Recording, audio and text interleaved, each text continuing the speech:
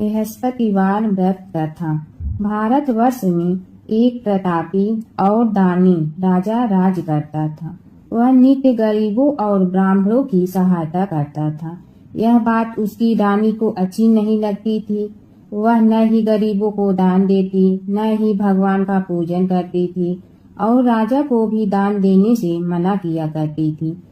एक दिन राजा शिकार खेलने वन को गए हुए थे तो रानी महल में अकेली थी। उसी समय बृहस्पति देव साधु वेश में राजा के महल में भिक्षा के लिए गए और भिक्षा मांगी। रानी ने भिक्षा देने से इनकार किया और कहा, हे साधु महाराज, मैं तो दान पुण्य से तंग आ गई हूँ। मेरा पति सारा धन लुटाता रहता है। मेरी इच्छा है कि हमारा धन नष्ट हो जाए, फिर न रहेगा बांस न बाजेगी बांसुरी। साधु ने कहा, देवी तुम तो बड़ी विचित्र हो। धन संतान तो सभी चाहते हैं, पुत्र और लक्ष्मी तो पापी के घर भी होने चाहिए। यह तुम्हारे पास अधिक धन है तो भूखों को भोजन दो, प्यासों के लिए प्याऊ बनवाओ, मुसाफिरों के लिए धर्मशाले खुलवाओ। जो निर्धन अपनी कुंवारी कन्याओं का विवाह नहीं कर सकती, उनका विवाह करा दो। ऐसे और कई काम हैं जिनके करने से तुम्हारा यश लोक परलोक में फैलेगा। परंतु रानी पर उपदेश का कोई प्रभाव न पड़ा। वह बोली, महाराज आप मुझे कुछ न समझाइए। मैं ऐसा धन नहीं चाहती जो हर जगह बांटते फिरूं। साधु ने उत्तर दिया, यह तुम्हारी ऐसी इच्छा है तो तथास्तु। तुम ऐसा करना कि बृहस्पतिवार को घर लीप कर पीली मिट्टी से अपना सिर धोकर स्नान करना, भट्ठी चढ़ाकर कपड़े धोना।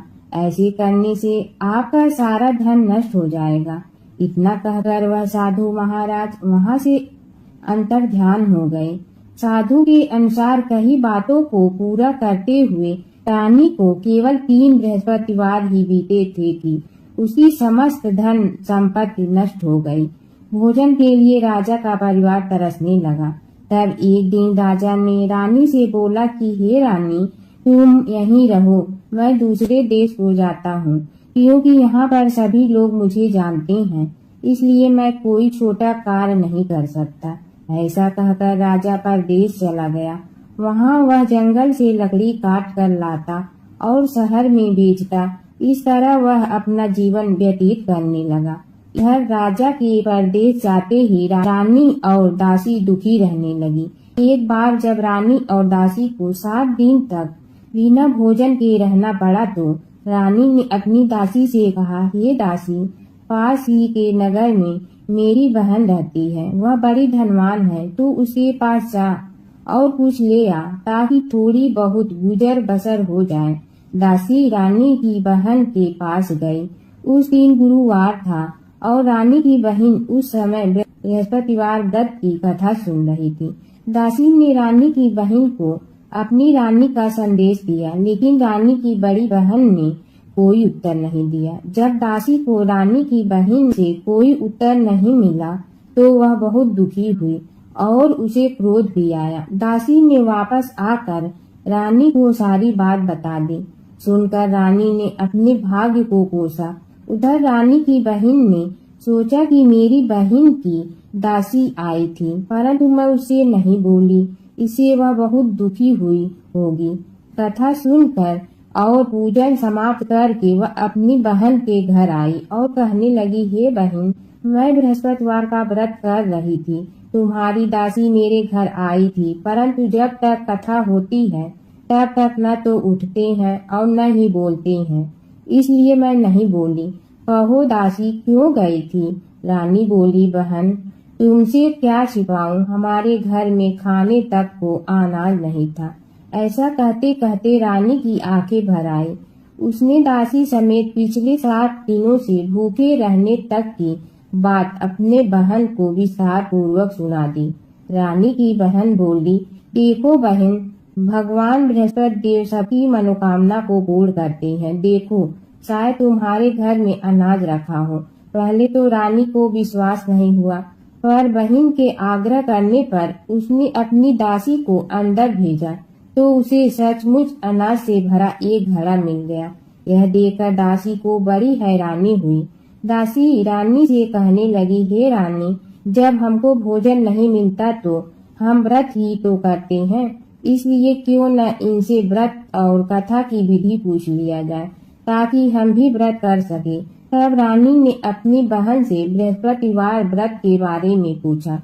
उसकी बहन ने बताया, बृहस्पतिवार के व्रत में चने की दाल और मुनक्का से विष्णु भगवान का केले की जड़ में पूजन करें तथा दीपक जलाएं, व्रत कथा सुने और पीला भोजन ही करें। इससे बृहस्पति देव प्रसन्न होते हैं। व्रत और पूजन विधि बताकर रानी की बहन अपने घर को लौट गई। 7 दिन के बाद जब गुरुवार आया तो रानी और दासी ने व्रत रखा। गुड़साल में जाकर चना और गुड़ लेकर आए, फिर उससे केले की जड़ तथा विष्णु भगवान का पूजन किया।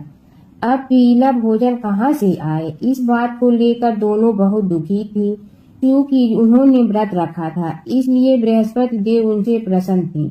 इसलिए वे एक साधारण व्यक्ति का रूप धारण कर 2 थालों में सुंदर पीला भोजन दासी को दे गए। भोजन पाकर दासी प्रसन्न हुई और फिर रानी के साथ मिलकर भोजन ग्रहण किया। उसके बाद वे सभी गुरुवार को व्रत और पूजन करने लगी। बृहस्पति भगवान की कृपा से उनके पास फिर से धन संपत्ति आ गई, परंतु रानी फिर से पहले की तरह आलस करने लगी। तब दासी बोली, देखो रानी, तुम पहले भी इस प्रकार का आलस करती थी, तुम्हें धन रखने में कष्ट होता था, इस कारण सभी धन नष्ट हो गया, और अब जब भगवान बृहस्पति की कृपा से धन मिला है तो तुम्हें फिर से आलस क्यों आता है।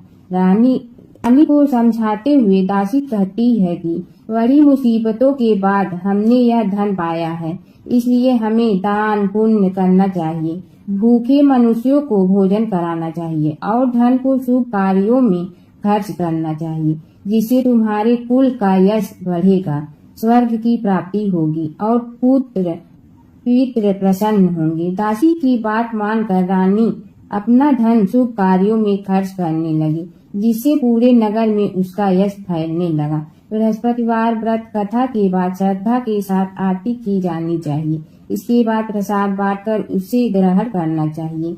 एक दिन राजा दुखी होकर जंगल में एक पेड़ के नीचे आसन जमा कर बैठ गया। वह अपनी दशा को याद करके व्याकुल होने लगा। बृहस्पतिवार का दिन था। एकाएक उसने देखा कि निर्जन वन में एक साधु प्रकट हुआ। वह साधु भेष में स्वयं बृहस्पति देवता थे। लकड़हारे के सामने आकर बोले, हे लकड़हारे, इस सुनसान जंगल में तू चिंता मग्न क्यों बैठा है। लकड़हारे ने दोनों हाथ जोड़कर प्रणाम किया और उत्तर दिया, महात्मा जी, आप सब कुछ जानते हैं, मैं क्या कहूँ। यह कहकर रोने लगा और साधु को अपनी आत्मकथा सुनाई। महात्मा जी ने कहा, तुम्हारी स्त्री ने बृहस्पति के दिन बृहस्पति भगवान का निरादर किया है, जिसके कारण रुष्ट होकर उन्होंने तुम्हारी यह दशा कर दी है। अब तुम चिंता को दूर करके मेरे कहने पर चलो तो तुम्हारे सब कष्ट दूर हो जाएंगे और भगवान पहले से भी अधिक संपत्ति देंगे। तुम बृहस्पति के दिन कथा किया करो, 2 पैसे चना मुनक्का लाकर उसका प्रसाद बनाओ और शुद्ध जल से लोटे में शक्कर मिलाकर अमृत तैयार करो। कथा के पश्चात अपने सारे परिवार और सुनने वाले प्रेमियों में अमृत व प्रसाद बांटकर आप भी ग्रहण करो। ऐसा करने से भगवान तुम्हारी सब मनोकामनाएं पूरी करेंगे। साधु के ऐसे वचन सुनकर लकड़हारा बोला, हे प्रभु, मुझे लकड़ी बेचकर इतना पैसा नहीं मिलता जिससे भोजन के उपरांत कुछ बचा सकूं। मैंने रात्रि में अपनी स्त्री को व्याकुल देखा है, मेरे पास कुछ भी नहीं जिससे मैं उसकी खबर मंगा सकूं। साधु ने कहा, हे लकड़हारे, तुम किसी बात की चिंता मत करो। बृहस्पति के दिन तुम रोजाना की तरह लकड़ियां लेकर शहर को जाओ। तुमको रोज से दुगना धन प्राप्त होगा, जिससे तुम भली भांति भोजन कर लोगे तथा बृहस्पति देव की पूजा का सामान भी आ जाएगा। इतना कहकर साधु अंतर ध्यान हो गया। धीरे धीरे समय व्यतीत होने पर फिर वही बृहस्पतिवार का दिन आया। लकड़हारा जंगल से लकड़ी काट कर किसी शहर में बेचने गया। उसे उस दिन और दिन से अधिक पैसा मिला। राजा ने चना गुड़ आदि लाकर गुरुवार का व्रत किया। उस दिन से उसके सभी क्लेश दूर हुए। परंतु जब दोबारा गुरुवार का दिन आया तो बृहस्पतिवार का व्रत करना भूल गया। इस कारण बृहस्पति भगवान नाराज हो गए। उस दिन उस नगर के राजा ने विशाल यज्ञ का आयोजन किया तथा शहर में यह घोषणा करा दी कि कोई भी मनुष्य अपने घर में भोजन न बनावे, न आग जलावे, समस्त जनता मेरे यहाँ भोजन करने आवे। इस आज्ञा को जो न मानेगा उसे फांसी की सजा दी जाएगी। इस तरह की घोषणा संपूर्ण नगर में करवा दी गई। राजा की आज्ञा अनुसार शहर के सभी लोग भोजन करने गए, लेकिन लकड़हारा कुछ देर से पहुंचा, इसलिए राजा उसको अपने साथ घर लिवा ले गए और ले जाकर भोजन करा रहे थे तो रानी की दृष्टि उस खूंटी पर पड़ी जिस पर उसका हार लटका हुआ था। वह वहां पर दिखाई नहीं दिया। रानी ने निश्चय किया कि मेरा हार इस मनुष्य ने चुरा लिया है। उसी समय सिपाहियों को बुलाकर उसको कारागार में डलवा दिया। जब लकड़हारा कारागार में पड़ गया तो बहुत दुखी होकर विचार करने लगा कि न जाने कौन से पूर्व जन्म के कर्म से मुझे यह दुख प्राप्त हुआ है, और उसी साधु को याद करने लगा जो कि जंगल में मिला था। उसी समय तत्काल बृहस्पति देव साधु के रूप में प्रकट हुए और उसी दशा को देखकर कहने लगे, अरे मूर्ख, तूने बृहस्पति देव की कथा नहीं करी, इस कारण तुझे दुख प्राप्त हुआ है। अब चिंता मत कर, बृहस्पतिवार के दिन कारागार के दरवाजे पर 4 पैसे पड़े मिलेंगे, उनसे तू बृहस्पति देव की पूजा करना, तेरे सभी कष्ट दूर हो जाएंगे। बृहस्पति के दिन उसे 4 पैसे मिले। लकड़हारे ने कथा कही। उसी रात्रि को बृहस्पति देव ने उस नगर के राजा को स्वप्न में कहा, हे राजा, तुमने जिस आदमी को कारागार में बंद कर दिया है वह निर्दोष है, वह राजा है, उसे छोड़ देना। रानी की हार उसी खूंटी पर लटका है। अगर तू ऐसा नहीं करेगा तो मैं तेरे राज्य को नष्ट कर दूंगा। इस तरह रात्रि के स्वप्न को देखकर राजा प्रातः काल उठा और खूंटी पर हार देखकर लकड़हारे को बुलाकर क्षमा मांगी तथा लकड़हारे को योग सुंदर वस्त्र आभूषण देकर विदा कर दिया। बृहस्पति देव की आज्ञा अनुसार लकड़हारा अपने नगर को चल दिया। राजा जब अपने नगर के निकट पहुंचा तो उसे बड़ा आश्चर्य हुआ। नगर में पहले से अधिक बाग, तालाब, कुएं तथा बहुत सी धर्मशाला, मंदिर आदि बन गई है। राजा ने पूछा, यह किसका बाग और धर्मशाला है? तब नगर के सब लोग कहने लगे, यह सब रानी और वादी की है। तो राजा को आश्चर्य हुआ और गुस्सा भी आया। जब रानी ने यह खबर सुनी कि राजा आ रहे हैं तो उन्होंने वादी से कहा कि हे दासी, देख राजा हमको कितनी बुरी हालत में छोड़ गए थे। हमारी ऐसी हालत देखकर वह लौट न जाए, इसलिए तू दरवाजे पर खड़ी हो जा। आज्ञा अनुसार दासी दरवाजे पर खड़ी हो गई। राजा आए तो उन्हें अपने साथ लिवा लाई। तब राजा ने क्रोध करके अपनी रानी से पूछा कि यह धन तुम्हें कैसे प्राप्त हुआ है? तब उन्होंने कहा, हमें यह सब धन बृहस्पति देव के इस व्रत के प्रभाव से प्राप्त हुआ है। राजा ने निश्चय किया कि 7 रोज बाद तो सभी बृहस्पति देव का पूजन करते हैं, परंतु मैं प्रतिदिन दिन में 3 बार कहानी तथा रोज व्रत किया करूँगा। अब हर समय राजा के दुपट्टे में चने की दाल बधी रहती तथा दिन में 3 बार कहानी कहता। एक रोज राजा ने विचार किया कि चलो अपने बहन के यहाँ हो आवे। इस तरह निश्चय कर राजा घोड़े पर सवार हो अपनी बहन के यहाँ को चलने लगा। मार्ग में उसने देखा कि कुछ आदमी एक मोटे को लिए जा रहे हैं। उन्हें रोक कर राजा कहने लगा, अरे भैया, मेरी बृहस्पतिवार की कथा सुन लो। वे बोले, लो, हमारा तो आदमी मर गया है, इसको अपनी कथा की पड़ी है। परंतु कुछ आदमी बोले, अच्छा कहो, हम तुम्हारी कथा भी सुनेंगे।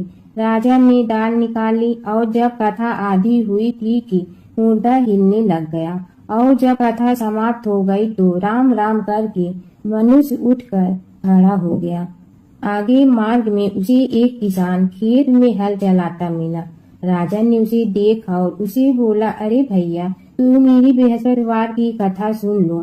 किसान बोला, जब तक मैं तेरी कथा सुनूंगा तब तक 4 हरैया खेत जोत लूंगा। जा अपनी कथा किसी और को सुनाना। इस तरह राजा आगे चलने लगा। राजा के हटते ही बैल पछाड़ खाकर गिर गया तथा किसान के पेट में बड़ी जोर का दर्द होने लगा। उस समय उसकी माँ रोटी लेकर आई। उसने जब यह देखा तो अपने पुत्र से सब हाल पूछा और बेटे ने सभी हाल कह दिया। तो बुढ़िया दौड़ी दौड़ी उस घुड़सवार के पास गई और उसे बोली कि मैं तेरी कथा सुनूंगी, तू अपनी कथा मेरे खेत पर चलकर ही कहना। राजा ने बुढ़िया के खेत पर जाकर कथा कही, जिसके सुनते ही वह बैल उठ खड़े हुए तथा किसान के पेट का दर्द भी बंद हो गया। राजा अपनी बहन के घर पहुंचा। बहन ने भाई की खूब मेहमानी की। दूसरे रोज प्रातः काल राजा जगा तो वह देखने लगा कि सब लोग भोजन कर रहे हैं। राजा ने अपनी बहन से कहा, ऐसा कोई मनुष्य है जिसने भोजन नहीं किया हो, मेरी बृहस्पतिवार की कथा सुन ले। बहन बोली, हे भैया, यह देश ऐसा ही है कि पहले यहाँ लोग भोजन करते हैं, बाद में अन्य काम करते हैं। अगर कोई पड़ोस में हो तो देखाऊं। वह ऐसा कहकर देखने चली गई, परंतु उसे कोई ऐसा व्यक्ति नहीं मिला जिसने भोजन न किया हो। अतः वह एक कुम्हार के घर गई। उसका लड़का बीमार था। उसे मालूम हुआ कि उनके यहाँ 3 रोज से किसी ने भोजन नहीं किया है। रानी ने अपने भाई की कथा सुनने के लिए कुम्हार से कहा। वह तैयार हो गया। राजा ने जाकर बृहस्पतिवार की कथा कही, जिसको सुनकर उसका लड़का ठीक हो गया। अब तो राजा की प्रशंसा होने लगी। एक रोज राजा ने अपनी बहन से कहा कि हे बहन, हम अपने घर को जाएंगे, तुम भी तैयार हो जाओ। राजा की बहन ने अपनी सास से कहा। सास ने कहा, हाँ चली जा, परंतु अपने लड़के को मत ले जाना, क्योंकि तेरे भाई के कोई औलाद नहीं है। बहन ने अपने भैया से कहा, हे भैया, मैं तो चलूंगी पर कोई बालक नहीं जाएगा। राजा बोला, जब कोई बालक नहीं चलेगा तब तुम ही क्या करोगी।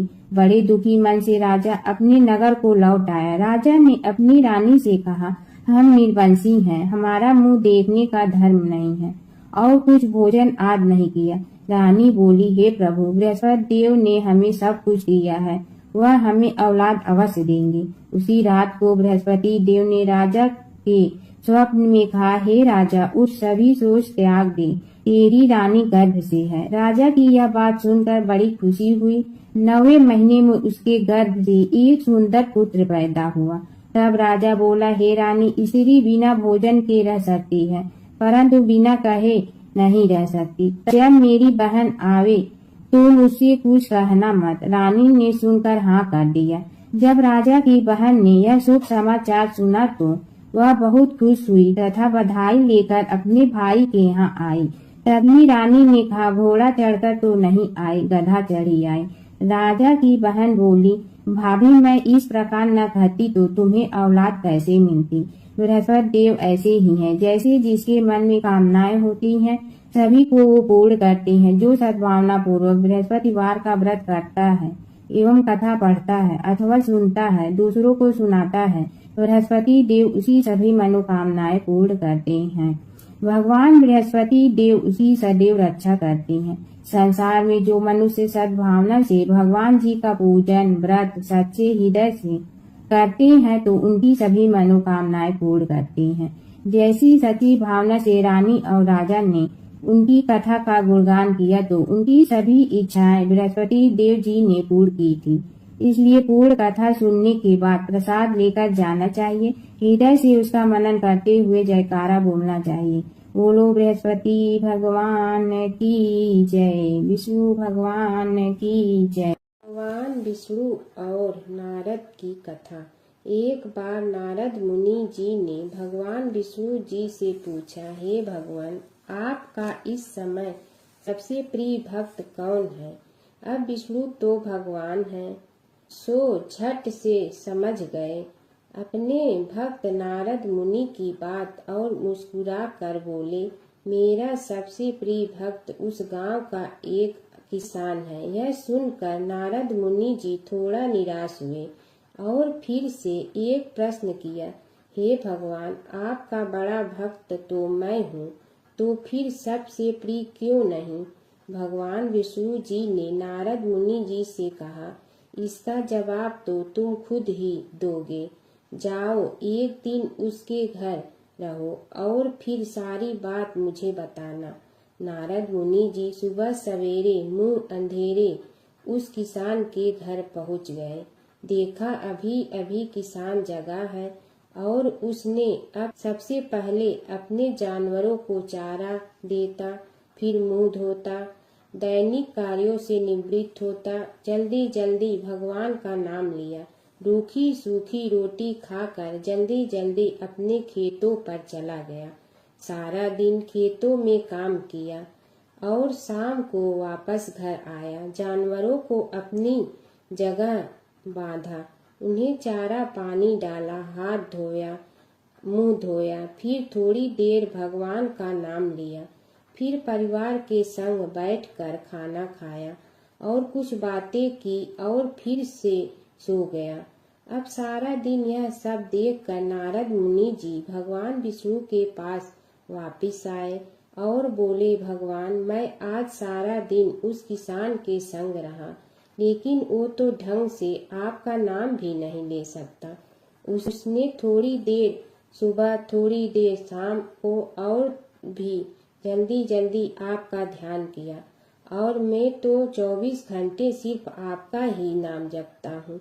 क्या आपका सबसे प्रिय भक्त वो गरीब किसान ही है?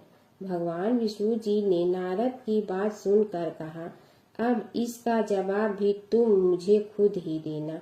और भगवान विष्णु जी ने एक कलश अमृत से भरा नारद मुनि को थमाया और बोले, इस कलश को लेकर तुम तीनों लोकों की परिक्रमा करके आओ, लेकिन ध्यान रहे अगर एक बूंद भी अमृत नीचे गिरा तो तुम्हारी सारी भक्ति और पुण्य नष्ट हो जाएगी।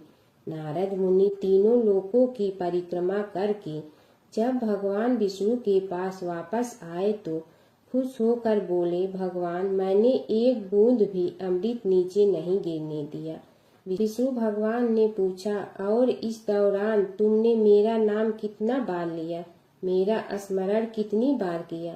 तो नारद बोले, अरे भगवान जी, मेरा तो सारा ध्यान इस अमृत पर था, फिर आपका ध्यान कैसे करता? भगवान विष्णु ने कहा, हे नारद, देखो उस किसान को, वो अपना कर्म करते हुए भी नियमित रूप से मेरा स्मरण करता है, क्योंकि जो अपना कर्म करते हुए भी मेरा जाप करे वो ही मेरा सबसे प्रिय भक्त है। तुम तो सारे दिन खाली बैठे ही जप करते हो और जब तुम्हें कर्म दिया तो मेरे लिए तुम्हारे पास समय ही नहीं था। तो नारद मुनि सब समझ गए और भगवान के चरण पकड़कर बोले, हे भगवान, आपने मेरा अहंकार तोड़ दिया, आप धन्य हैं।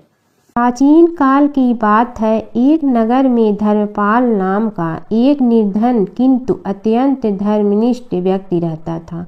वह न तो अधिक पूजा पाठ जानता था और न ही उसके पास धन था, परंतु उसके हृदय में भगवान विष्णु के प्रति अपार श्रद्धा थी। प्रतिदिन प्रातः स्नान कर भगवान विष्णु का स्मरण करता और तुलसी दल अर्पित करता, तब भी वह हरि नाम का जाप करता रहता। एक दिन किसी कारणवश वह पूजा न कर सका। मन में ग्लानि हुई और रात को उसने भगवान विष्णु से क्षमा याचना की। उसी रात उसे स्वप्न में विष्णु ने दर्शन दिए और कहा, हे भक्त, जो भी व्यक्ति श्रद्धा से मेरा स्मरण करता है मैं उसके सभी पाप हर लेता हूँ। भक्ति में विधि नहीं भाव प्रधान होता है। कुछ समय बाद धर्मपाल के जीवन की सभी कठिनाइयाँ दूर हो गई। उसके घर में सुख शांति और समृद्धि आ गई। अंत समय में उसे वैकुंठ लोक की प्राप्ति हुई। विष्णु भगवान की कथा। एक नगर में एक सेठ व एक सेठानी रहते थे और सेठानी रोज विष्णु भगवान की पूजा करती थी। सेठ को उसका पूजा करना बिल्कुल अच्छा नहीं लगता था। इसी वजह से एक दिन सेठ ने सेठानी को घर से निकाल दिया। घर से निकलने पर वह जंगल की ओर गई तो देखा 4 आदमी मिट्टी खोदने का काम कर रहे थे। उसने कहा कि मुझे नौकरी पर रख लो। उन्होंने उसे रख लिया, लेकिन मिट्टी खोदने से सेठानी के हाथों में छाले पड़ गए और उसके बाल भी उड़ गए। वह आदमी कहते हैं कि बहन, लगता है तुम किसी अच्छे घर की महिला हो। तुम्हें काम करने की आदत नहीं है। तुम एक काम रहने दो और हमारे घर का काम कर लिया करो।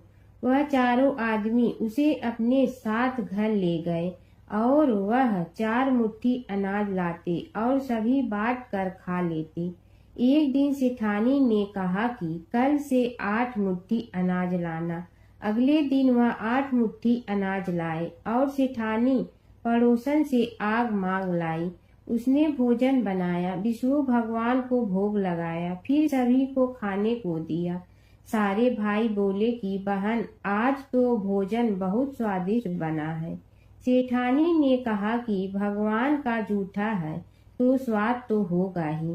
सेठानी के जाने के बाद सेठ भूखा रहने लगा और आस पड़ोस के सारे लोग कहने लगे कि ये तो सेठानी के भाग्य से खाता था। एक दिन सेठ अपनी सेठानी को ढूंढने चल पड़ा। उसने ढूंढते हुए वह भी उस जंगल में पहुंच गया जहां वह चारों आदमी मिट्टी खोद रहे थे। सेठ ने उन्हें देखा तो कहा कि भाई, मुझे भी काम पर रख लो। उन आदमियों ने उसे काम पर रख लिया, लेकिन मिट्टी खोदने से उसके भी हाथों में छाले पड़ गए और बाल उड़ने लगे। उसकी यह हालत देख चारों बोले कि तुम्हें काम की आदत नहीं है, तुम हमारे साथ चलो और हमारे घर में रह लो। सेठ उन चारों आदमियों के साथ उनके घर चला गया और जाते ही उसने सेठानी को पहचान लिया, लेकिन सेठानी घूंघट में थी तो सेठ को देख नहीं पाई। सेठानी ने सभी के लिए भोजन तैयार किया और हर रोज की भांति विष्णु भगवान को भोग लगाया।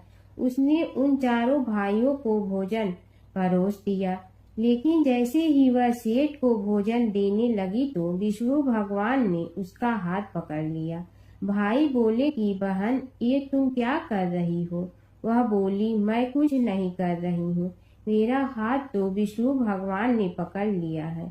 भाई बोले, हमें भी विष्णु भगवान के दर्शन कराओ। उसने भगवान से प्रार्थना की तो विष्णु जी प्रकट हो गए। सभी ने दर्शन किए। सेठ ने सेठानी से क्षमा मांगी और सेठानी को साथ चलने को कहा। भाइयों ने अपनी बहन को बहुत सा धन देकर विदा किया। जब सेठानी के साथ सेठ भी भगवान विष्णु की पूजा करने लगा और उनके परिणाम से उनका घर अन्न धन से भर गया। एक समय की बात है कि विष्णु भगवान का विवाह लक्ष्मी जी के साथ निश्चित हो गया। विवाह की तैयारी होने लगी। सभी देवताओं को निमंत्रण भेजे गए, परंतु गणेश जी को निमंत्रण नहीं दिया। कारण जो भी रहा हो, अब भगवान विष्णु की बारात जाने का समय आ गया। सभी देवता अपनी पत्नियों के साथ विवाह समारोह में आए।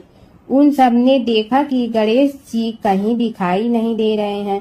तब वे आपस में चर्चा करने लगे कि क्या गणेश जी को कोई न्योता नहीं दिया है या स्वयं गणेश जी ही नहीं आए हैं। सभी को इस बात पर आश्चर्य होने लगा। तभी सब ने विचार किया कि विष्णु भगवान से ही इसका कारण पूछा जाए। विष्णु भगवान से पूछने पर उन्होंने कहा कि हमने गणेश जी के पिता भोलेनाथ महादेव को न्योता भेजा है।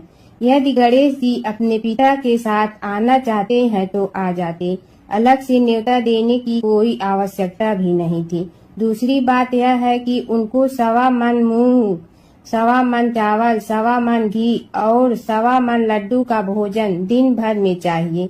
यदि गणेश जी नहीं आएंगे तो कोई बात नहीं, दूसरे के घर जाकर इतना सारा खाना पीना अच्छा भी नहीं लगता।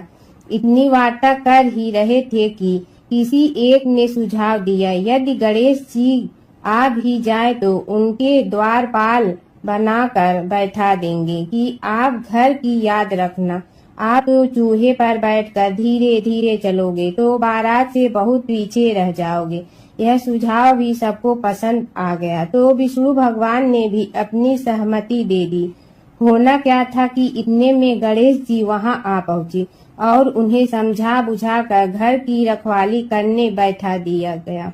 बारात चल रही थी तब नारद जी ने देखा कि गणेश जी तो दरवाजे पर ही बैठे हुए हैं।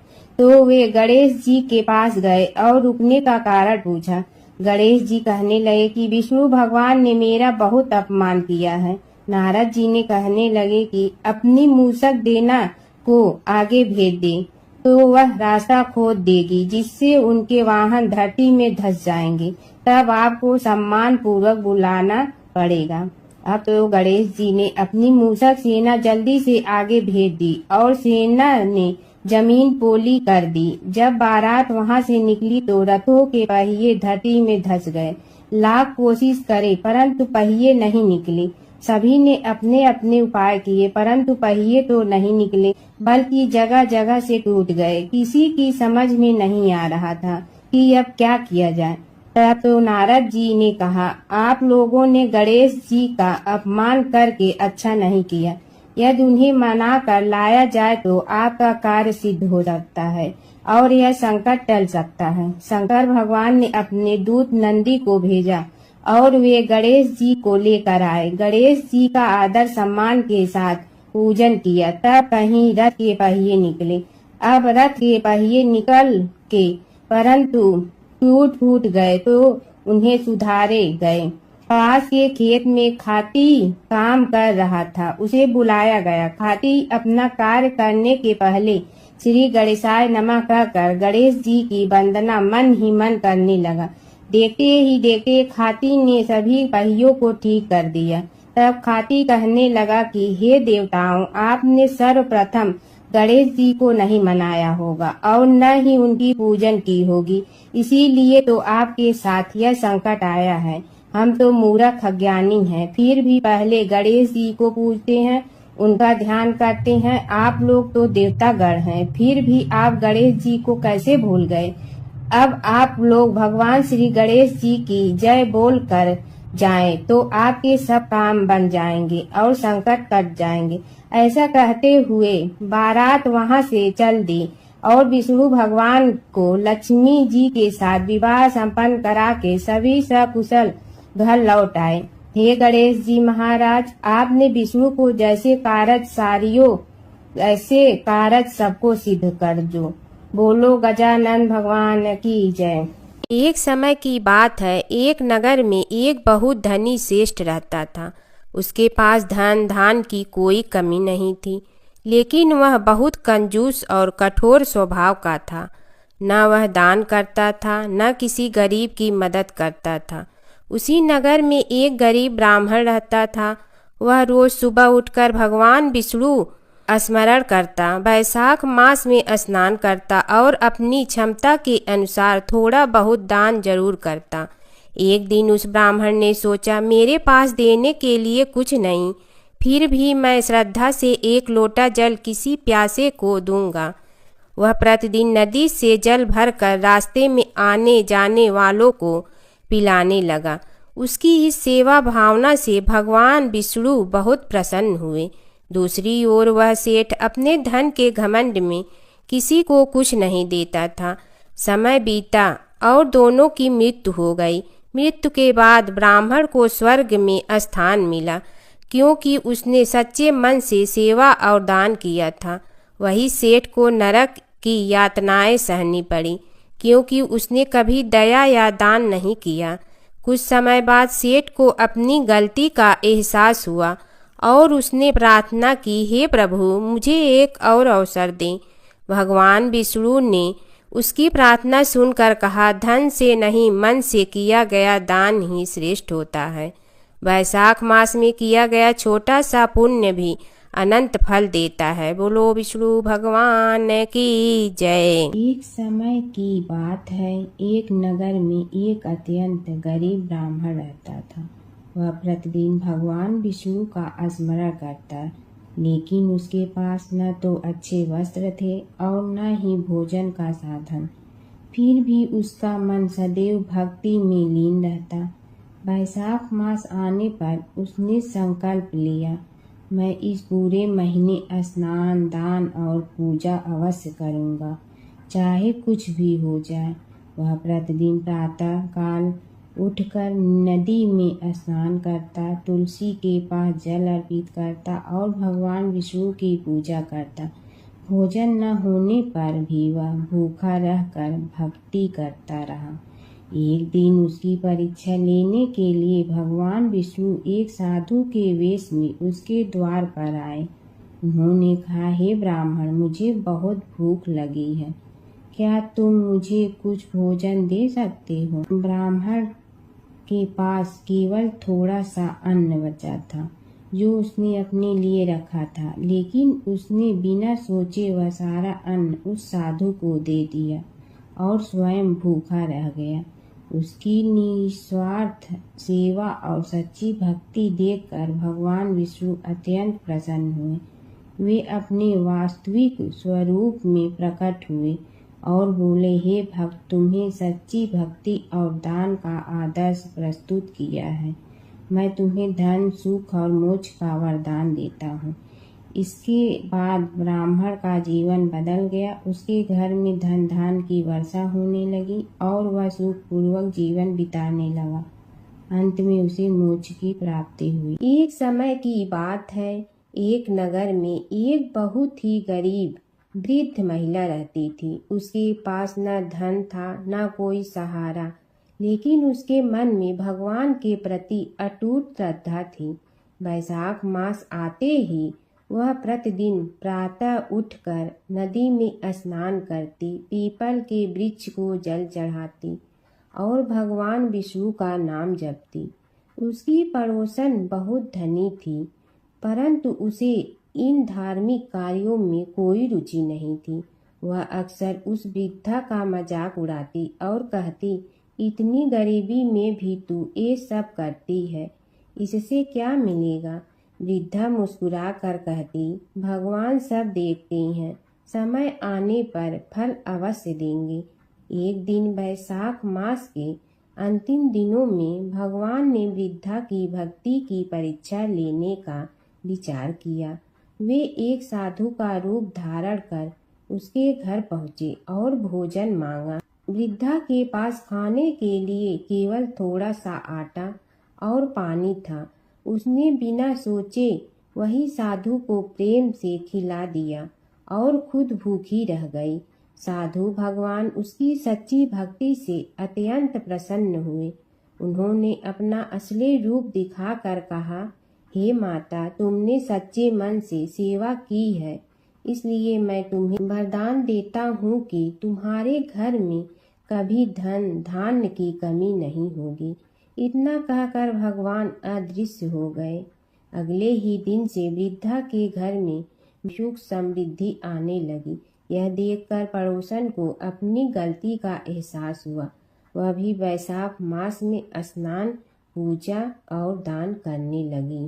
केला सींचने की कथा। एक समय की बात है, एक गांव में एक गरीब लेकिन बहुत श्रद्धालु स्त्री रहती थी।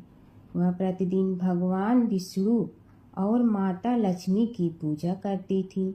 एक दिन उसने सुना कि केला के पेड़ को सींचने से, पानी देने और उसकी पूजा करने से घर में सुख समृद्धि आती है। उसने पूरे मन से हर गुरुवार को केले के पेड़ की पूजा शुरू कर दी। जल चढ़ाती, दीप जलाती और भगवान विष्णु का नाम जपती। कुछ समय बाद उसकी भक्ति से प्रसन्न होकर भगवान विष्णु एक साधु के रूप में उसके घर आए। उन्होंने उसकी परीक्षा लेने के लिए भोजन मांगा। गरीब होने के बावजूद उस स्त्री ने अपने पास का सारा भोजन साधु को प्रेम से दे दिया।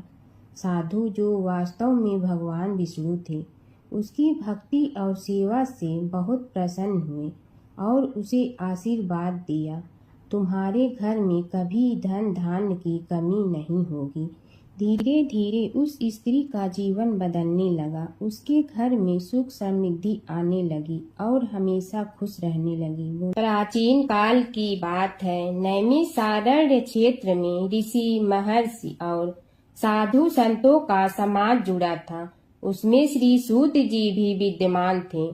शौनक जी ने उनकी सेवा में उपस्थित होकर निवेदन किया कि हे अज्ञान रूप घोर तिमिर को नष्ट करने में करोड़ों सूर्यों के समान प्रकाशमान श्री सूत जी हमारे कानों के लिए अमृत के समान जीवन प्रदान करने वाले कथा तत्व का वर्णन कीजिए।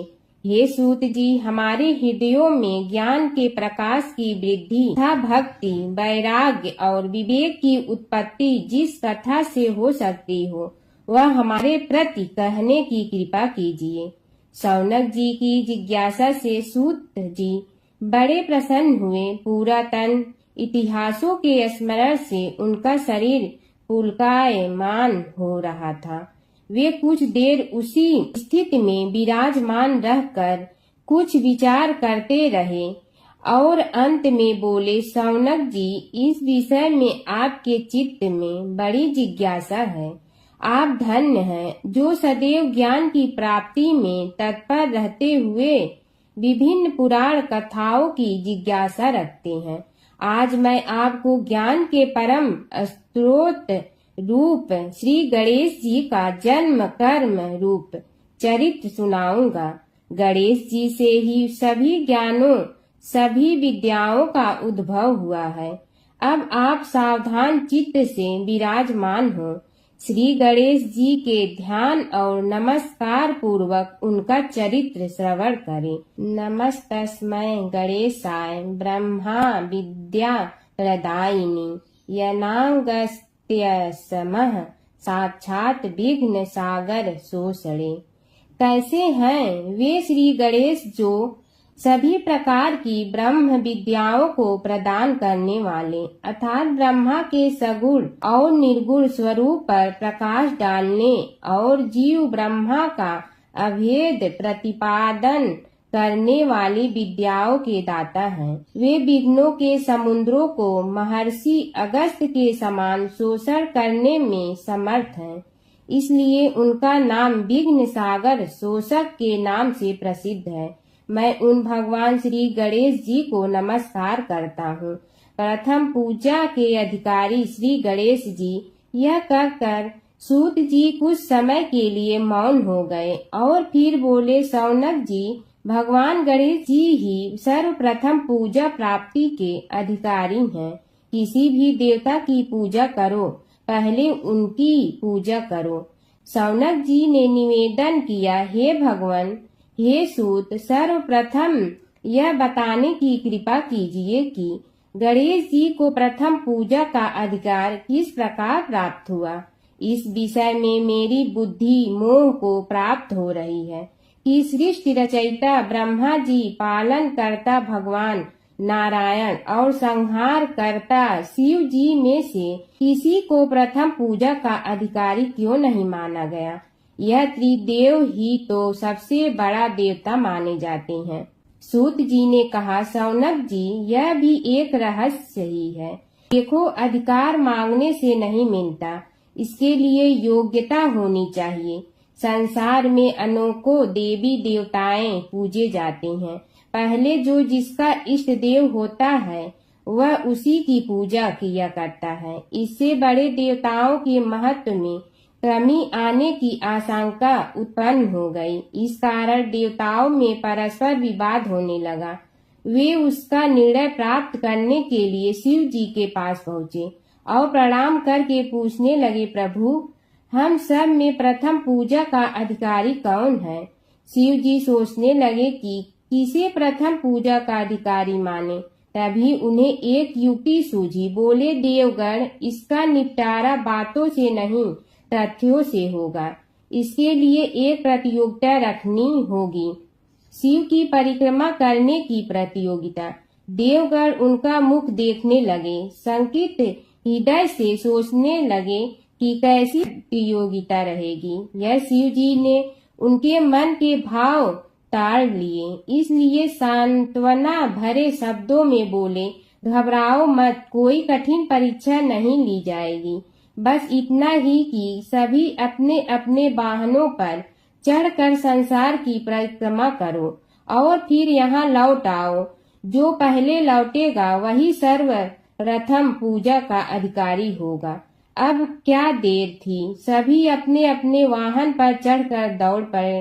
किसी का वाहन गजराज था तो किसी का सिंह, किसी का भैंसा तो किसी का मृग, किसी का हंस तो किसी का उल्लू, किसी का अश्व तो किसी का श्वान। अभिप्राय यह है कि वाहनों को विविधता के दर्शन उस समय जितने भले प्रकार से हो सकते थे उतने अन्य समय में नहीं। सबसे गया बीता वाहन गणेश जी का था मूषक, उससे चूहा भी कहते हैं। ऐसे वाहन के बल भरोसे इस प्रतियोगिता में सफल होना तो क्या, सम्मिलित होना भी हास्यास्पद है। गणेश जी ने सोचा, छोड़ो, क्या होगा प्रतियोगिता में भाग लेने से, हम तो यहाँ बैठे रहकर ही तमाशा देखेंगे। वे बहुत देर तक विचार करते रहे। अंत में उन्हें एक युक्ति सूझी। शिव जी स्वयं ही जगदाता हैं, यह संसार उन्हीं का प्रतिबिंब है, तब क्यों न इन्हीं की परिक्रमा कर ली जाए। इनकी परिक्रमा करने से ही संसार की परिक्रमा हो जाएगी। ऐसा निश्चय कर उन्होंने मूषक पर चढ़कर शिव जी की परिक्रमा की और उनके समक्ष जा पहुँचे। शिव जी ने कहा, तुमने परिक्रमा पूर्ण कर ली? उन्होंने उत्तर दिया, जी हाँ। शिव जी सोचने लगे कि इसे तो यहीं घूमते हुए देखा, फिर परिक्रमा कैसे कराया। देवताओं का परिक्रमा करके लौटना आरंभ हुआ और उन्होंने गणेश जी को वहां बैठे देखा तो माथा ठनक गया। फिर भी साहस करके बोले, अरे तुम विश्व की परिक्रमा के लिए नहीं गए? गणेश जी ने कहा, अरे मैं कब का यहाँ आ गया। देवता बोले, तुम्हें तो कहीं भी नहीं देखा। गणेश जी ने उत्तर दिया, देखते कहाँ से, समस्त संसार शिव जी में विद्यमान है। इनकी परिक्रमा करने से ही संसार की परिक्रमा पूर्ण हो गई। सूत जी बोले, शौनक, इस प्रकार गणेश जी ने अपनी बुद्धि के बल पर ही विजय प्राप्त कर ली। उनका कथन सत्य था, इसलिए कोई विरोध करता भी तो कैसे। बस उसी दिन से गणेश जी की प्रथम पूजा होने लगी। एक समय की बात है, एक भाई बहन रहते थे। बहन का नियम था कि वह अपने भाई का चेहरा देखते ही खाना खाती थी। हर रोज वह सुबह उठती थी और जल्दी जल्दी सारा काम करके अपने भाई का मुंह देखने के लिए उसके घर जाती थी। एक दिन रास्ते में एक पीपल के नीचे गणेश जी की मूर्ति रखी थी। उसने भगवान के सामने हाथ जोड़कर कहा कि मेरे जैसा अमर सुहाग और मेरे जैसा अमर पीहर सबको दीजिए। यह कहकर वह आगे बढ़ जाती है। जंगल के झाड़ियों के कांटे उसके पैरों में चुभा करते थे। एक दिन भाई के घर पहुंची और भाई का मुंह देखकर बैठ गई तो भाभी ने पूछा, पैरों में क्या हो गया है। यह सुनकर उसने भाभी को जवाब दिया कि रास्ते में जंगल के झाड़ियों के गिरे हुए कांटे पांव में चुभ गए हैं। जब वह वापस अपने घर आ जाए तब भाभी ने अपने पति से कहा कि रास्ते को साफ करवा दो, आपकी बहन के पांव में बहुत सारे कांटा चुभ गए हैं। भाई ने तब कुल्हाड़ी लेकर सारी झाड़ियों को काटकर रास्ता साफ कर दिया, जिससे गणेश जी का स्थान भी वहां से हट गया। यह देखकर भगवान गुस्सा हो गए और उसके भाई के प्राण हर लिए। लोग अंतिम संस्कार के लिए जब भाई को ले जा रहे थे तब उसकी भाभी रोते हुए लोगों से कही, थोड़ी देर रुक जाओ, उसकी बहन आने वाली है। वह अपने भाई का मुंह देखे बिना नहीं रह सकती है, उसका यह नियम है। तब लोगों ने कहा, आज तो देख लेगी पर कल कैसे देखेगी। रोज दिन की तरह बहन अपने भाई का मुंह देखने के लिए जंगल में निकली। तब जंगल में उसने देखा कि सारा रास्ता साफ किया हुआ है। जब वह आगे बढ़ी तो उसने देखा कि सिद्धि विनायक को भी वहां से हटा दिया गया है। तब उसने जाने से पहले गणेश जी को एक अच्छे स्थान पर रखकर उन्हें स्थान दिया और हाथ जोड़कर बोली, भगवान, मेरे जैसा अमर सुहाग और मेरे जैसा अमर पीहर सबको देना। और फिर बोलकर आगे निकल गई।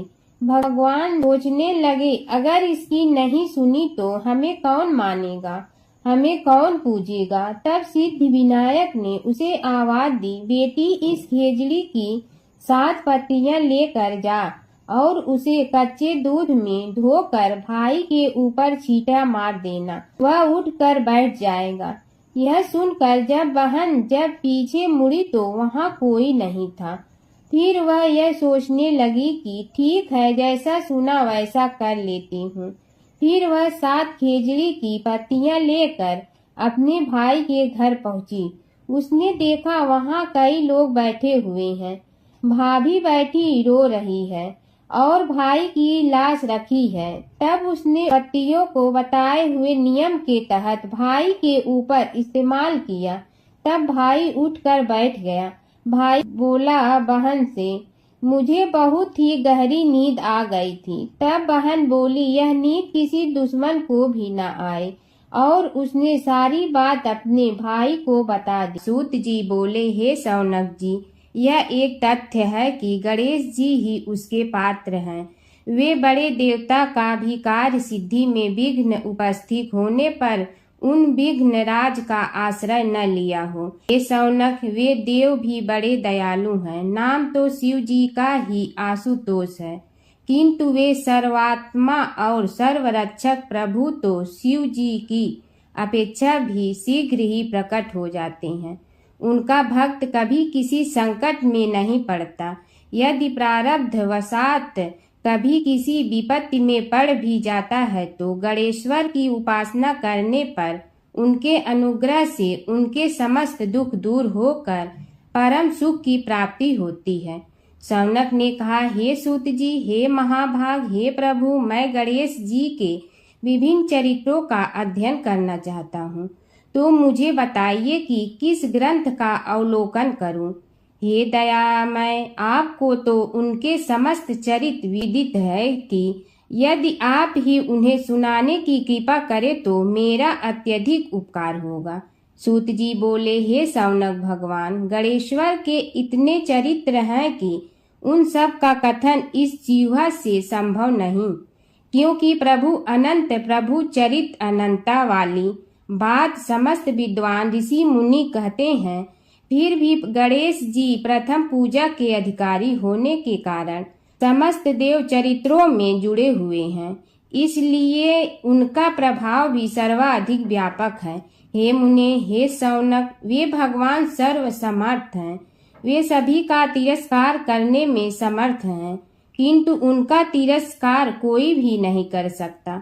यह त्रिलोक्य उन्हीं भगवान के संकेत पर नित्य करता है।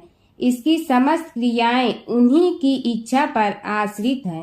हे शौनक भगवान गणेश्वर स्वयं कहते हैं, शिवे विष्णु च शक्तौ च सूर्ये मयि निराधिप यो भेद बुद्धि योगः स सम्य योगो मतो मम। हे नरेश्वर, हे वरेण्य, शिव, विष्णु, शक्ति, सूर्य और मुझ गणेश में जो अभेद बुद्धि योग है, मेरे मत में वही सम्यक योग है। इससे यह भी सिद्ध है कि समस्त देवता उन्हीं के स्वरूप हैं। वे ही भगवान विभिन्न कार्य रूपों के अनुसार अपना भिन्न भिन्न नाम रखते हैं। हे मुनि श्रेष्ठ, उन सब देवताओं के चरित्र भी उन्हीं गणराज के चरित्र हैं। यद्यपि सब चरित्र एक ही ग्रंथ में मिलने में संभव नहीं है, फिर भी गणेश्वर के अनेकों प्रमुख चरित्रों का वर्णन गणेश पुराण में हुआ है। राजा सोमकांत का वृत्तांत कथन। शौनक जी ने पूछा, हे प्रभु, गणेश पुराण का आरंभ किस प्रकार हुआ, यह मुझे बताने की कृपा करे। इस पर सूत जी ने कहने लगे, हे शौनक, यद्यपि गणेश पुराण है तो बहुत प्राचीन, क्योंकि भगवान गणेश्वर तो आदि हैं। न जाने कब से गणेश जी अपने उपासकों पर कृपा करते चले आ रहे हैं। उनके अनंत चरित्र हैं, जिनका संग्रह एक महापुराण का रूप ले सकता है। उसे एक बार भगवान नारायण ने नारद जी को और भगवान ने शंकर और जगन जननी पार्वती जी को सुनाया था। बाद में वही पुराण संक्षेप रूप में ब्रह्मा जी ने महर्षि वेद व्यास को सुनाया और फिर व्यास जी ने महर्षि भृगु को सुनाया। भृगु ने कृपा करके सौराष्ट्र के एक राजा सोमकांत को सुनाया था। तब से वह पुराण अनेक कथाओं में विस्तृत होता रहा और अनेक कथाओं से रहित होता हुआ अनेक रूप में प्रचलित है। शौनक जी ने पूछा, भगवान आप यह बताने का कष्ट करें कि राजा सोमकांत कौन था? उसने महर्षि से गणेश पुराण का श्रवण कहाँ किया था? उस पुराण के श्रवण से उसे क्या क्या उपलब्धियां हुई? हे नाथ, मुझे श्री गणेश्वर की कथा के प्रति उत्कंठा बढ़ती ही जा रही है।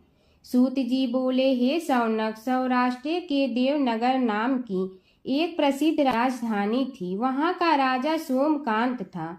वह अपनी प्रजा का पुत्र के समान पालन करता था। वह वेद ज्ञान संपन्न, शस्त्र विद्या में पारंगत एवं प्रबल प्रतापी राजा, समस्त राजाओं में मान्य तथा अत्यंत वैभवशाली था। उसका ऐश्वर्य कुबेर के भी ऐश्वर्य को लज्जित करता था। उसने अपने पराक्रम से अनेकों देश जीत लिए थे। उसकी पत्नी अत्यंत रूपवती, गुणवती, धर्माज्ञा एवं पतिव्रत धर्म का पालन करने वाली थी। वह सदैव अपने प्राणनाथ की सेवा में लगी रहती थी। उसका नाम सुधर्मा था। जैसे वह प्रतिव्रता थी, वैसे ही राजा भी एक पत्नी व्रता का पालन करने लगा। उसके हेमकांत नामक एक सुंदर पुत्र था। वह भी सभी विद्याओं का ज्ञाता और अस्त्र शस्त्रादि के अभ्यास में निपुण हो गया था। यह सभी श्रेष्ठ लक्षणों से संपन्न, सद्गुणी एवं प्रजा जनों के हितों का अत्यंत पोषक था। इस प्रकार राजा सोमकांत स्त्री, पुत्र, पशु, वाहन, राज्य एवं प्रतिष्ठा आदि से सब प्रकार सुखी था। उससे दुख तो था ही नहीं। सभी राजागण उसका हार्दिक सम्मान करते थे तथा उसकी श्रेष्ठ कीर्ति भी संसार व्यापी थी। परंतु युवावस्था के अंत में सोमकांत को घृणित कोष्ठ रोग हो गया। उसके अनेक उपचार किए गए किंतु कोई लाभ नहीं हुआ। रोग शीघ्रता से बढ़ने लगा और उसके कीड़े पड़ गए। जब रोग की अधिक वृद्धि होने लगी और उसका कोई उपाय न हो सका तो राजा ने मंत्रियों को बुलाकर कहा, सुव्रतो, जाने किस कारण यह रोग मुझे पीड़ित कर रहा है। अवश्य ही यह किसी पूर्व जन्म के पाप का फल होगा। इसलिए मैं अब अपना समस्त राजपाट छोड़कर वन में रहूंगा। मेरे पुत्र हेमकांत को मेरे समान मानकर राज्य शासन का धर्म पूर्वक संचालन कराते रहें।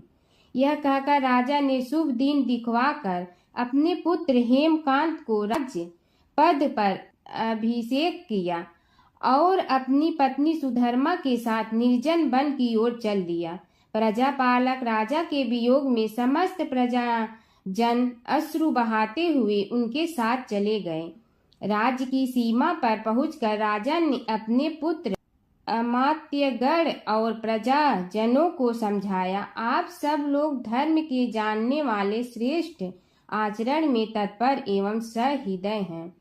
यह संसार तो वैसे भी परिवर्तनशील है। जो आज है वह कल नहीं था और आने वाले कल में भी नहीं रहेगा। इसलिए मेरे जाने से दुख का कोई कारण नहीं है। मेरे स्थान पर मेरा पुत्र सभी कार्यों को करेगा। इसलिए आप सब उसके अनुशासन में रहते हुए उसे सदैव सम्मान करते रहें। फिर पुत्र से कहा, बेटा, यह स्थिति सभी के समझ आती रही है। हमारे पूर्व पुरुष भी परंपरागत रूप से वृद्धावस्था आने पर वन में जाते रहे हैं। मैं कुछ समय पहले ही वन में जा रहा हूँ तो कुछ पहले या पीछे जाने में कोई अंतर नहीं पड़ता। यदि कुछ वर्ष बाद जाऊं तब भी मोह का त्याग करना ही होगा। इसलिए हे वत्स, तुम दुखित मत हो और मेरी आज्ञा मानकर राज्य शासन को ठीक प्रकार चलाओ। ध्यान रखना, क्षत्रिय धर्म का कभी त्याग न करना और प्रजा को सदा सुखी रखना। इस प्रकार राजा सोमकांत ने सभी को समझा बुझा कर वहां से वापस लौट आया और स्वयं अपनी पतिव्रता भार्या के साथ वन में प्रवेश किया। पुत्र हेमकांत के आग्रह से उसने सुबल और ज्ञान गम्य नामक 2 आत्माओं को भी साथ ले लिया। उन सब ने एक समतल एवं सुंदर स्थान देखकर वहां विश्राम किया। तभी उन्हें एक मुनि कुमार दिखाई दिया। राजा ने उससे पूछा, तुम कौन हो, कहाँ रहते हो? यदि उचित समझो तो मुझे बताओ। मुनि बालक ने कोमल बाड़ी में कहा, मैं महर्षि भृगु का पुत्र हूँ। मेरा नाम च्यवन है। हमारा आश्रम निकट में ही है।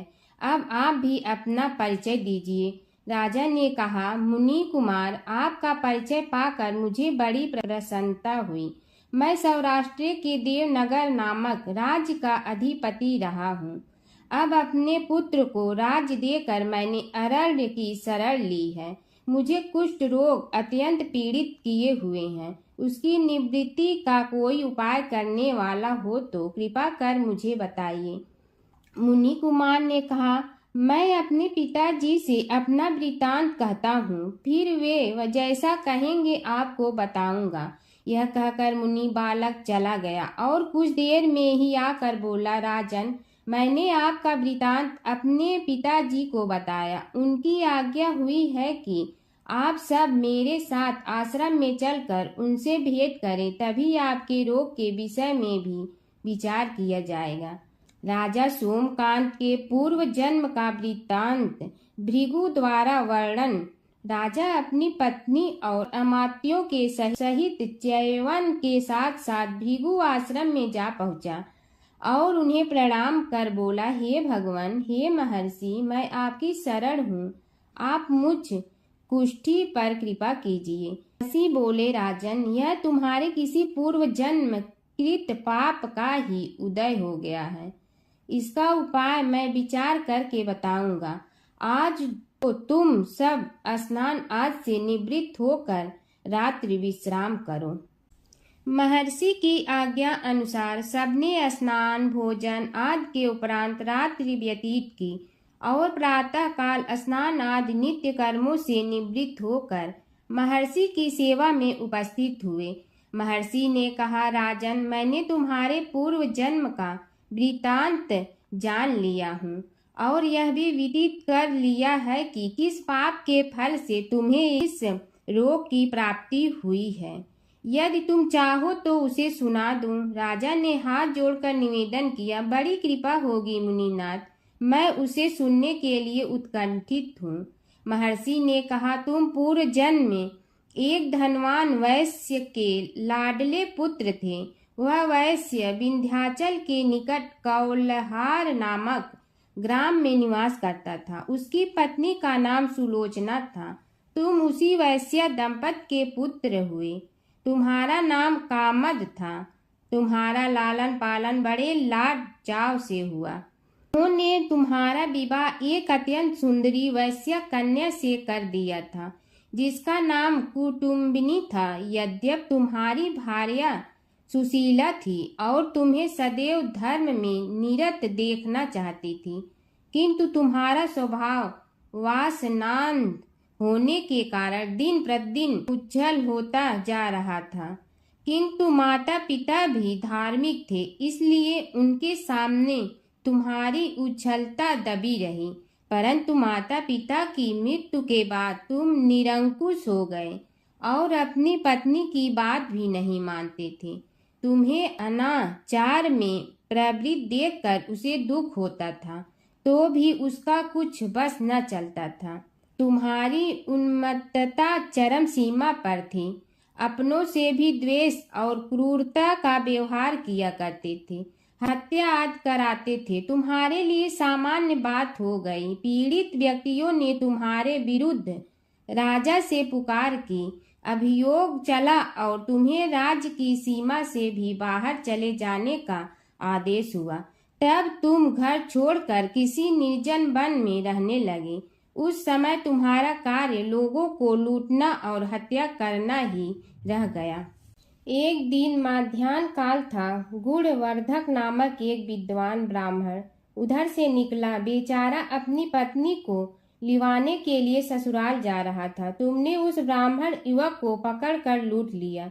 प्रतिरोध करने पर उसे मारने लगे तो वह चित्कार करने लगा, मुझे मत मार, मत मार, देख मेरा दूसरा विवाह हुआ है, मैं पत्नी को लेने के लिए जा रहा हूँ।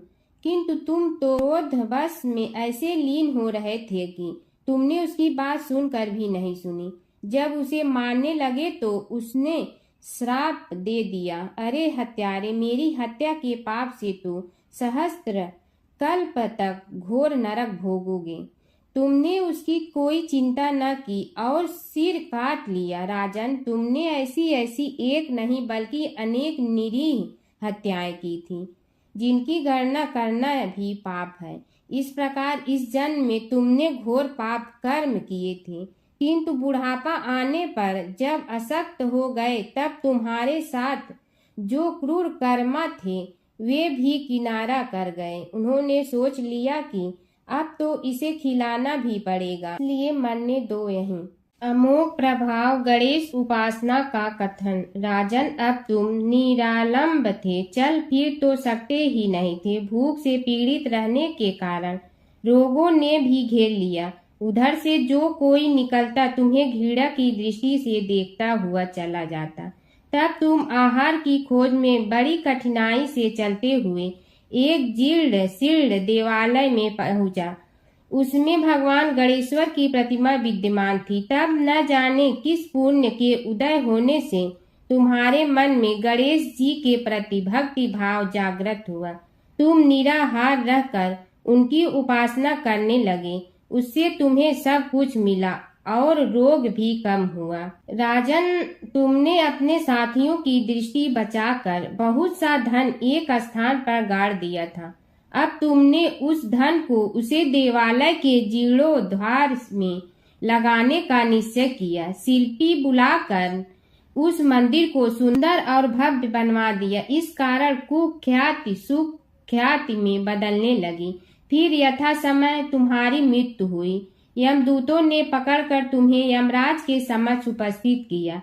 यमराज तुमसे बोले, जीव, तुमने पाप और पुण्य दोनों ही किए हैं और दोनों का ही भोग तुम्हें भोगना है, किंतु पहले पाप का फल भोगना चाहते हो पुण्य का। इसके उत्तर में तुमने प्रथम अपने पुण्य कर्मों के भोग की इच्छा प्रकट की और इसीलिए उन्होंने तुम्हें राजकुल में जन्म लेने के लिए भेज दिया।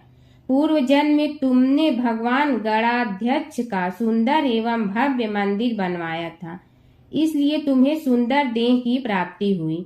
यह कहकर महर्षि भृगु कुछ रुके। उन्होंने देखा कि राजा को इस वृतांत पर शंका हो रही है। तभी महर्षि के शरीर में असंख्य विकराल पक्षी उत्पन्न होकर राजा की ओर झपटे। उनकी चोंच बड़ी तीक्ष्ण थी, जिनसे वे राजा के शरीर को नोच नोच कर खाने लगे। उसके कारण उत्पन्न असहनीय पीड़ा से व्याकुल हुए राजा ने महर्षि के समक्ष हाथ जोड़कर निवेदन किया, प्रभु, आपका आश्रम तो समस्त द्वेष आदि से परे है और यहाँ मैं आपकी शरण में बैठा हूँ, तब यह पक्षी मुझे आकर ही क्यों पीड़ित कर रहे हैं? हे मुनिनाथ, इनसे मेरी रक्षा कीजिए। महर्षि ने राजा के अंतर्वचन सुनकर सांत्वना देते हुए कहा, राजन, तुमने मेरे वचनों में शंका की थी और जो मुझ सत्यवादी के कथन में शंका करते हैं उसे खाने के लिए मेरे शरीर से इसी प्रकार पक्षी प्रकट हो जाते हैं, जो कि मेरे हुंकार करने पर भस्म हो जाया करते हैं।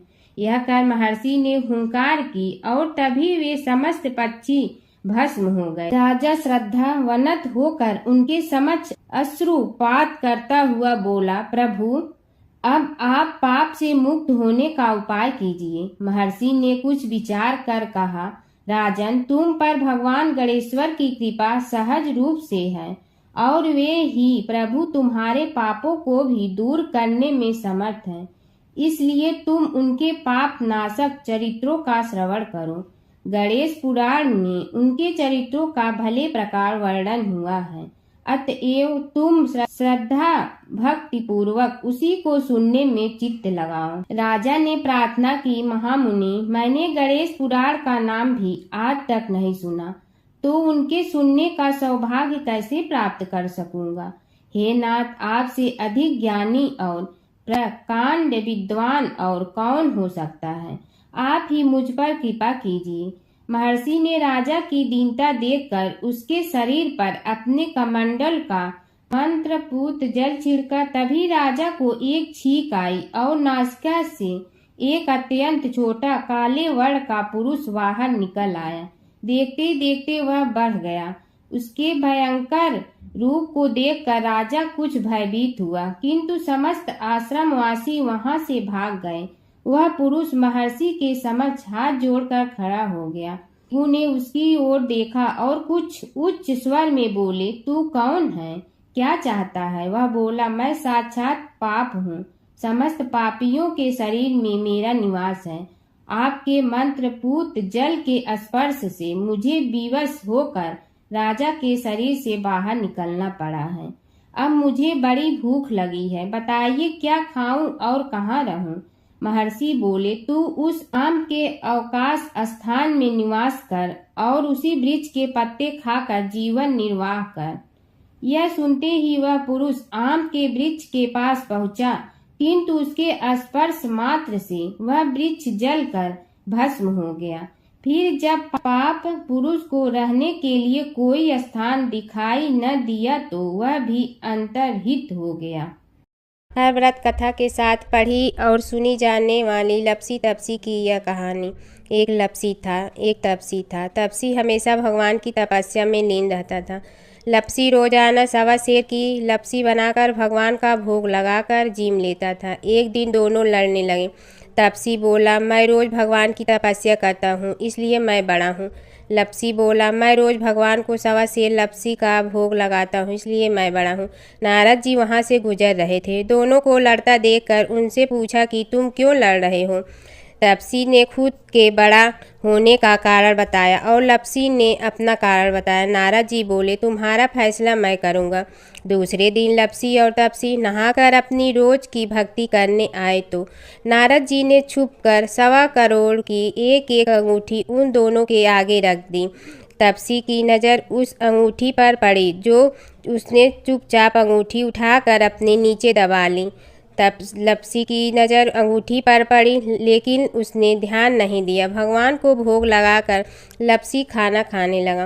नारद जी सामने आए तो दोनों ने पूछा कि कौन बड़ा, तो नारद जी ने तपसी से खड़ा होने को कहा। वो खड़ा हुआ तो उसने नीचे दबी अंगूठी दिखाई पड़ी। नारद जी ने लपसी से कहा, तपस्या करने के बाद भी तुम्हारी चोरी करने की आदत नहीं गई, इसलिए लपसी बड़ा है और तुम्हें तुम्हारी तपस्या का कोई फल भी नहीं मिलेगा।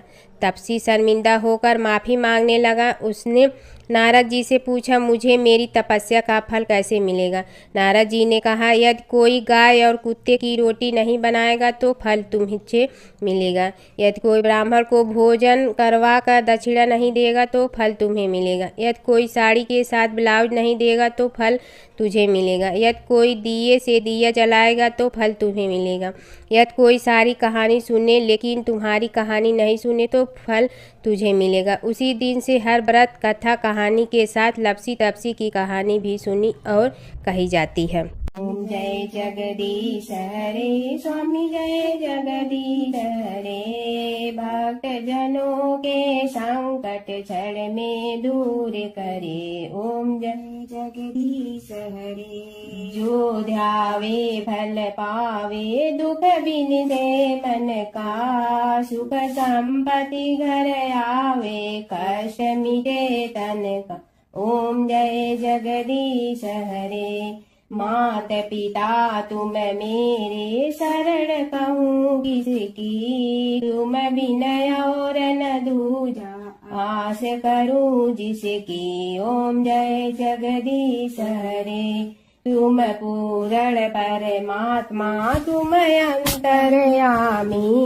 पार ब्रह्म परमेश्वर, तुम सबके स्वामी। ओम जय जगदीश हरे। तुम बिंदा के सागर तुम पालन करता, मैं मूरख कल काम कृपा करो भरता।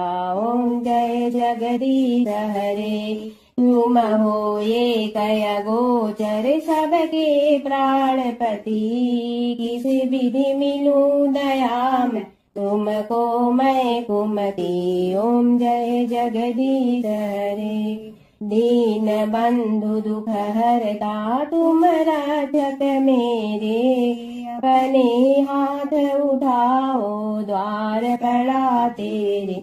ओम जय जगदीश हरे, विषय विकार मिटा पाप हरो देवा, श्रद्धा भक्ति बढ़ाओ संतन की सेवा। ओम जय जगदीश हरे, तन मन धन सब तेरा, स्वामी सब कुछ है तेरा, तेरा तुझको अर्पण क्या लागे मेरा।